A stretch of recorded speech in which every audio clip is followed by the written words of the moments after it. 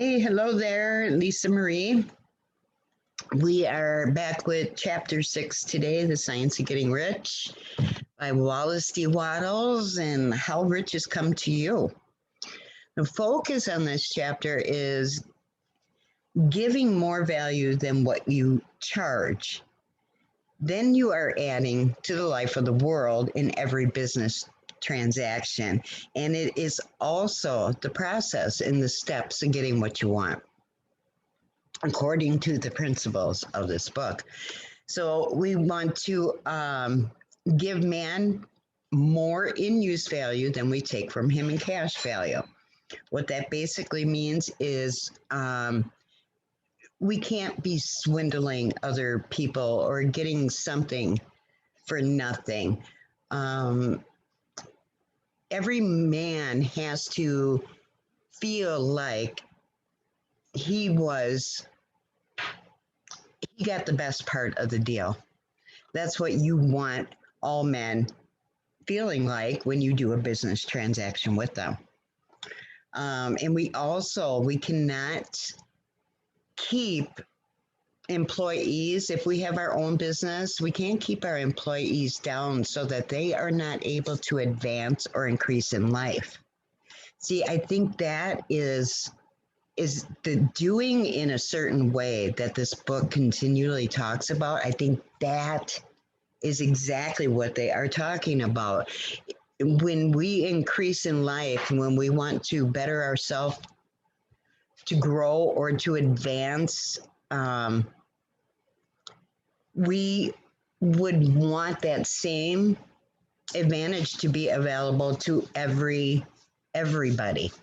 You know what I mean? You don't want to be in competition and race to the top and be up there all by yourself. You know what I mean? So I'm getting a little off track here, but my bad. Okay, so take this book, for instance. The paper, the ink, and the other material that it's in the book, it may not be worth the money that we paid for it. But if the ideas suggested by it bring you thousands of dollars, then you have not been wronged by those who sold it to you. They have given you a great use value for a small cash value.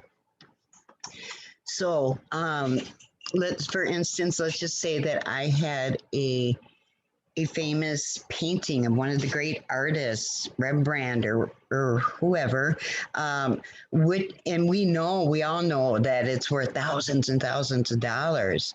And I tried to give it to an Eskimo for payment for a bundle of furs worth $500. I have really wronged him because he has no use for that picture. It has no use value to him. So it will not add to his life in any way. But suppose I gave him a gun for $50 for exchange of his furs, then he has made a good bargain. He has use for the gun. It will get him more furs. It will get him food. It will add to his life in every way. It will make him rich. So by continuing in life, we're in business in all areas of life. I want for myself what I want for others. As we are advancing, we are adding the increase of life, not just in ourselves, but in all. If you have people working for you, you must take them more in cash value than you pay them in wages.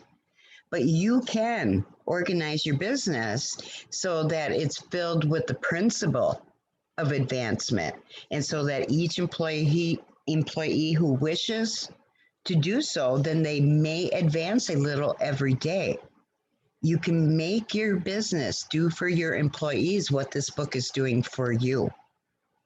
You can conduct your business that it will be a sort of a ladder, a prong in the ladder, a stepping stone. So by which, and by doing that, you can make it so that every employee who will take the trouble may climb to riches himself and given the opportunity. And if he will not do so, then it is not your fault. You are not holding back the increase of life at that point. I mean, that you have presented it, that's up to them. Okay. And finally, because you are to cause the creation of your riches from formless substance, which permeates all your environment, it does not follow that they are to take shape from the atmosphere and come into being right before your eyes. So, if you want a sewing machine, for instance, I do not mean to tell you that you are to impress the thought of a sewing machine on thinking substance until that machine is formed without hands in that room right where you sit. But if you want a sewing machine, hold the mental image of it with the most positive certainty that it is being made or it's on its way to you. I mean, really fixate that in your mind and draw on those details. What does it look like? What does it look like sitting in your room? You know, just imagine all those fine details. And after once forming the thought, have the most absolute and unquestioning faith that the sewing machine is coming. Never think of it or speak of it in any other way than being sure it's sure to arrive. Claim it as already yours. Do not forget for a moment, though, that the thinking substance is through all, in all, communicating with all, and can influence all. The desire of thinking substance for fuller life and better living has caused the creation of all the sewing machines already made. And it can cause the creation of a million more, and it will whenever man sets it into motion by desire and faith and by acting in that certain way. So you can certainly have a sewing machine in your house, and it is just as certain that you can have any other thing or things that you want and which you will use for the advancement of your own life and the lives of others. Original substance, it wants to live all that is possible in you through me. And wants you to have all that you can have or will use for the living of the most abundant life possible. If you fix upon your consciousness the fact that the desire you feel for the possession of riches is one with the desire of the Almighty, as long as you are in sync with that, the more complete expression is your faith becomes invisible, and then it's sealed. It's a sealed deal. God, the one substance, is trying to live and do and enjoy things through humanity. He is saying, I want hands to build wonderful structures.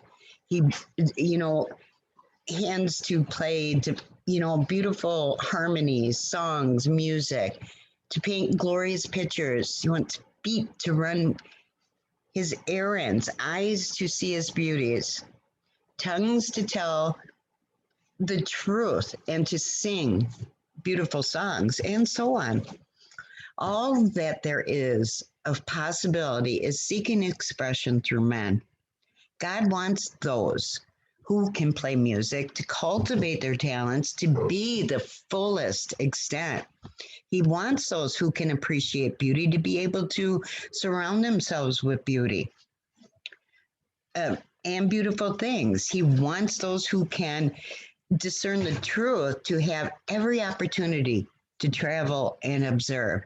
He wants those who can appreciate fine clothes to be beautifully clothed, and those who appreciate good food to be very well fed. In moderation, all things in moderation. He wants all these things because it is him himself that enjoys and appreciates them.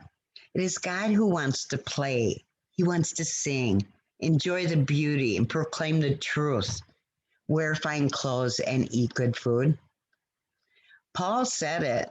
It is God that worketh in you, in us, to will and to do. Our part is to vocalize and express the desire to God. This is a difficult point with most people. They retain something, the old idea that poverty and self sacrifice are pleasing to God. They look upon poverty as a part of a plan, the necessity of nature. They have the idea that God has finished his work and he has already made all that he can make, and that the majority of men must stay poor because there is not enough to go around. That is what most men think. That is so not true. They hold to that ill thought so much that they actually feel ashamed to ask for wealth. They try not to want more than the very modest competence, just enough to make them feel fairly comfortable. There was this young man who somebody had told him that he must get in mind a clear picture of the things he desired so that the creative thought of them might be impressed on formless substance. He was a very, very poor man living in a rented, rundown shack and having only what he earned from day to day. And he could not grasp the fact that all the wealth can, and is his. So after thinking the matter over, he decided he might reasonably ask, for maybe a new rug for the floor in his bedroom. Yeah. And he thought, a nice new coal stove in that corner for when it gets so cold in the winter, that would be really, really nice. So he followed the instructions given in this book. He obtained these things in a few months. And then it dawned upon him that he thought, oh my gosh, I did not ask for enough.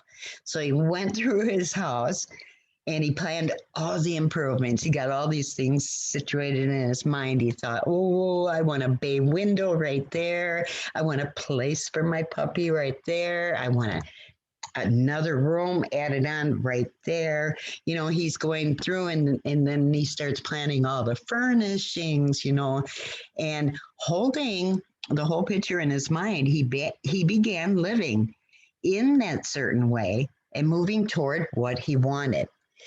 And today he owns that house and is rebuilding it after the form of his mental image. And now, with still larger faith, he is going on to get greater things. It has been blessed unto him according to his faith. And it is so with you and with all of us. Okay, that is chapter 6. I hope you guys are enjoying this. I am myself, and I am so glad that I'm going through and doing this because I'm even getting more and more confident that the principles of this book are starting to stick, and I hope they are with you too. So any questions, leave them in the group. I'd be more than happy to answer them. All right.